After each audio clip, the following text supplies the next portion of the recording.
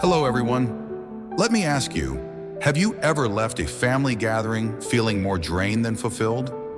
Family can be a source of love and joy, but let's face it, not every relative adds to your happiness.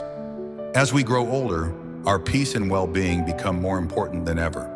Today, we'll explore the 5 worst types of relatives to keep in your life as an elder, and how letting go of toxic dynamics can open the door to a more fulfilling future. Let's dive in.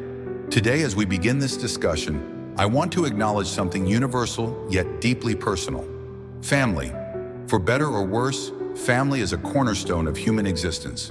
They shape us, ground us, and are often the people we lean on most in times of need. But family dynamics are rarely as idyllic as we might hope. Relationships with relatives can be complex, layered with shared history, love, misunderstandings, and sometimes even resentment. This is true at every stage of life, but it becomes especially significant as we grow older. Aging is a profound transition, bringing with it a mix of challenges and blessings. It's a time when many of us reassess our lives, reflecting on what truly matters and where we want to place our energy. In this phase, relationships take on a unique importance. Our time becomes more precious, our patience more finite, and our desire for peace more urgent. This is not selfishness, it's wisdom born of experience. As elders, we've seen enough of life to know that not all relationships are worth maintaining. Some people in our lives contribute positively, offering encouragement, kindness, and understanding. Others, unfortunately, bring negativity, stress, or toxicity. Let's take a moment to think about the dynamics of family relationships. These bonds are different from friendships or professional connections. They are tied to shared blood, shared history, and a sense of obligation that can feel both comforting and constraining. With family, we often hold ourselves to a higher standard of commitment, believing that blood ties demand unconditional loyalty. But what happens when those ties become a source of harm rather than support? What do we do when the people closest to us emotionally drain us, undermine our happiness, or disrupt our peace of mind? In the elder years, these questions take on a heightened urgency. This stage of life is a time to enjoy the fruits of decades of hard work. It's a time to focus on health, self-care, and the relationships that truly nourish the soul. The stakes are higher now because the cost of emotional stress can manifest in very real ways, affecting physical health, mental well-being, and overall quality of life. That's why it's crucial to evaluate our relationships with a clear eye and a brave heart. Now, let me be clear. This isn't about advocating for cutting people out of your life lightly or encouraging conflict within families. Instead, it's about developing the courage to protect your peace and set healthy boundaries. It's about recognizing that not every relationship can be saved, and not every relative deserves a place of influence in your life. This can be a painful realization, especially when societal norms tell us to stick by family no matter what. But blind loyalty can be a heavy burden, one that steals joy and adds unnecessary stress to an already complex stage of life. Think about the energy it takes to navigate difficult relationships. Think about the emotional toll of dealing with constant negativity, criticism, or manipulation. Now imagine redirecting that energy toward activities and people that bring you joy. Imagine spending more time with the supportive family members, friends, and communities who uplift you. This is not a fantasy, it's a choice. And it begins with acknowledging the importance of discerning which relationships are worth nurturing and which ones might need to be reconsidered. The truth is, as elders, we've earned the right to prioritize our well-being. We've weathered the storms of life, made sacrifices, and worked hard to build something meaningful. The years ahead should be about savoring the good things, whether that's time with loved ones, hobbies, travel, or simply the peace of a quiet afternoon. To fully embrace this, we must let go of the guilt or hesitation that keeps us tethered to toxic relationships. We must give ourselves permission to step away from those who don't contribute positively to our lives.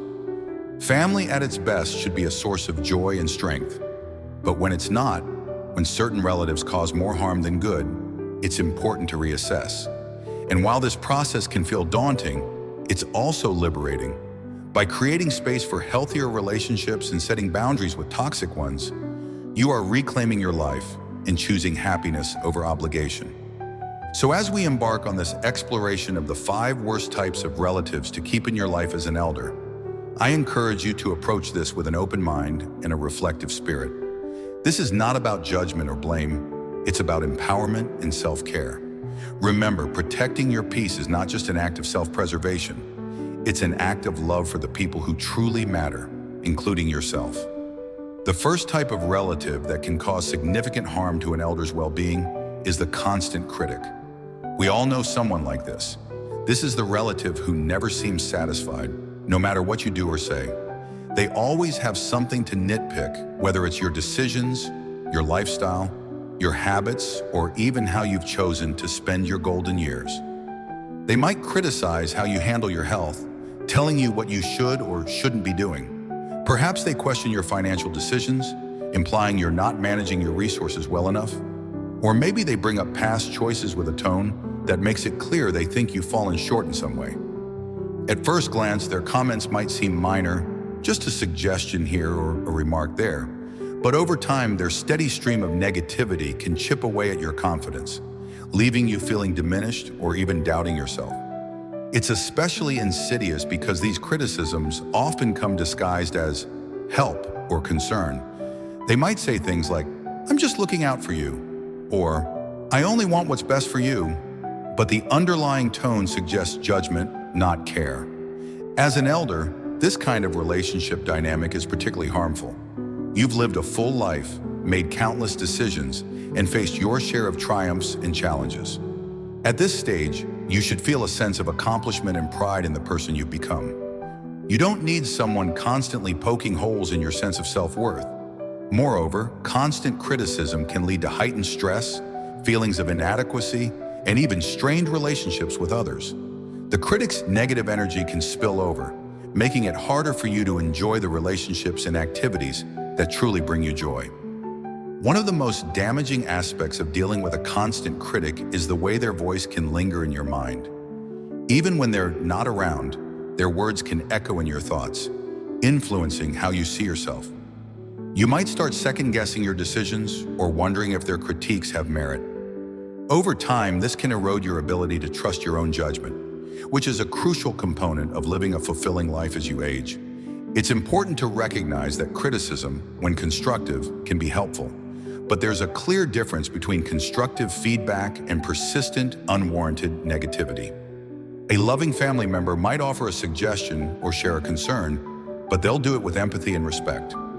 The constant critic, on the other hand, is more interested in asserting their superiority or highlighting your perceived flaws.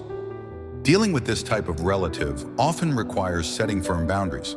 You don't have to engage in every conversation or defend every choice you make.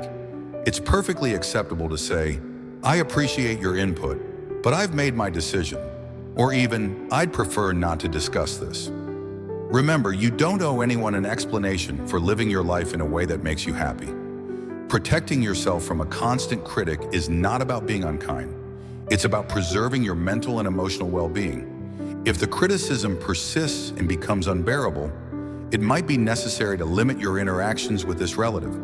This can be a difficult step, especially if there's someone you've been close to in the past, but your peace and happiness are worth it.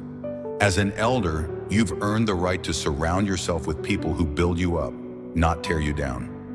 Letting go of the constant critic is not just an act of self-care, it's an affirmation of your worth and a commitment to living your life on your terms. The next type of relative to be wary of as an elder is the chronic taker. This is the person who always seems to be in need of your time, your money, your advice, or your emotional energy. At first, their requests might seem reasonable. Perhaps they need a little help to get through a tough time, or they ask for small favors here and there. But over time, a pattern emerges. No matter how much you give, it's never enough. The chronic taker keeps coming back, always asking for more, and rarely offering anything in return. Chronic takers are often skilled at justifying their behavior. They might play on your sense of duty or guilt, especially if they're younger relatives or children. They might say things like, "You're the only one I can count on," or "I wouldn't ask if I didn't really need it." While these statements might tug at your heartstrings, it's important to take a step back and evaluate the impact their demands are having on your life. For elders, this type of relationship can be particularly draining. Financially, it can be devastating if you find yourself constantly bailing out a relative who never seems to get their life together. Emotionally, it can leave you feeling used and unappreciated, especially if the chronic taker never acknowledges or reciprocates your generosity. Even physically, the stress of dealing with their constant demands can take a toll on your health. One of the most challenging aspects of dealing with a chronic taker is the way they can make you feel responsible for their well-being. They might frame their requests in a way that makes it seem like you're their only lifeline, and saying no would mean abandoning them. This can be particularly manipulative if they know you're someone who values family and takes pride in being supportive. But it's important to remember that supporting someone doesn't mean sacrificing your own well-being. As an elder, you've likely spent a lifetime giving to your family, your community, and your work. These years should be about enjoying the rewards of that generosity, not being taken advantage of by someone who refuses to stand on their own 2 feet. Chronic takers rarely change their behavior unless they're forced to face the consequences of their actions. By setting boundaries and learning to say no, you're not abandoning them. You're encouraging them to take responsibility for their own lives. It can be difficult to step back from a chronic taker, especially if they're a close relative. You might worry about what others will think or fear, that you'll be seen as uncaring. But the truth is, enabling someone's bad behavior doesn't help them. It only perpetuates the cycle. By setting boundaries, you're not only protecting yourself, but also giving them the opportunity to grow and become more self-reliant. Sometimes the chronic taker may push back, becoming angry or trying to guilt you into relenting. This is where it's crucial to stay firm. Remind yourself that you're not responsible for solving all their problems, and that saying no doesn't make you a bad person. Your resources, whether financial, emotional, or physical, are finite, and it's perfectly reasonable to prioritize your own needs and well-being. Dealing with a chronic taker requires courage and self-respect.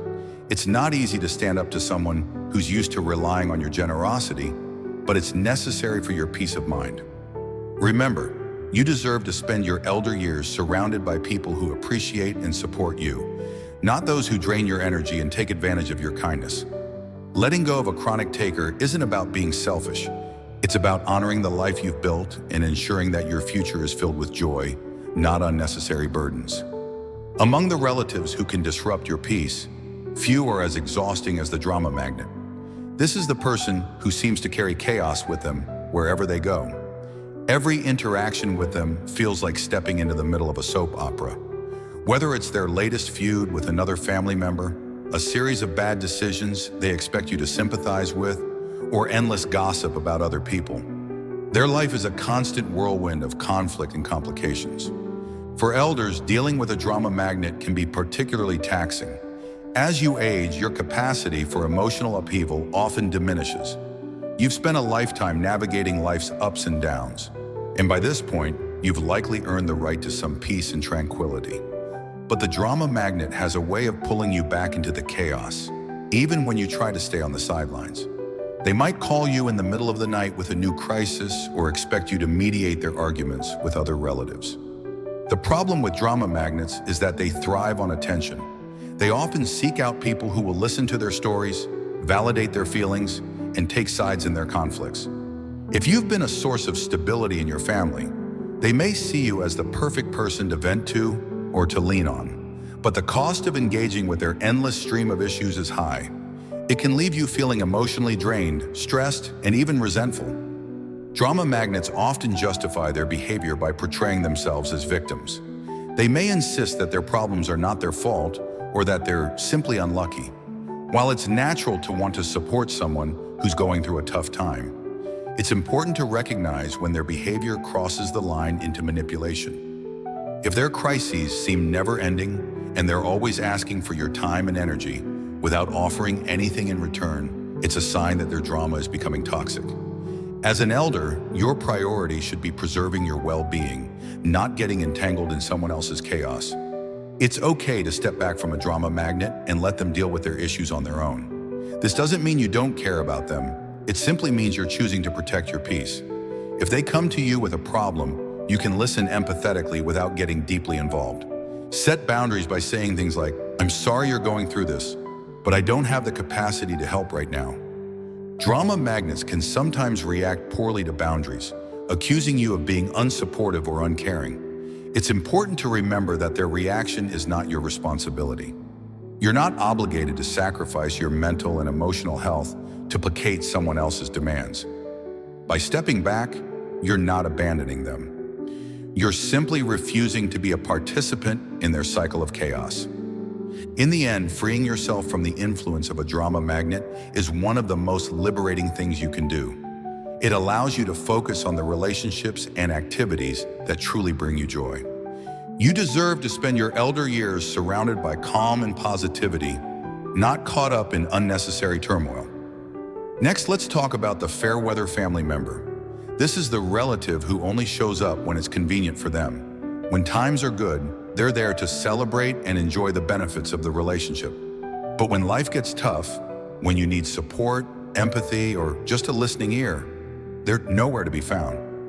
Fair weather family members can be particularly hurtful because their inconsistency undermines the trust that should form the foundation of any close relationship. You might think they care deeply about you when they're around, but their absence during challenging times tells a different story. For elders, this behavior can be especially painful. As we age, we often face new challenges, whether it's health issues, financial concerns, or the emotional toll of losing loved ones. During these times, having reliable, supportive relationships is crucial. The problem with fair weather family members is that they often mask their unreliability with charm or affection during the good times. They might be the life of the party at family gatherings or the first to call when they need something from you. But when you're struggling, their silence can feel deafening.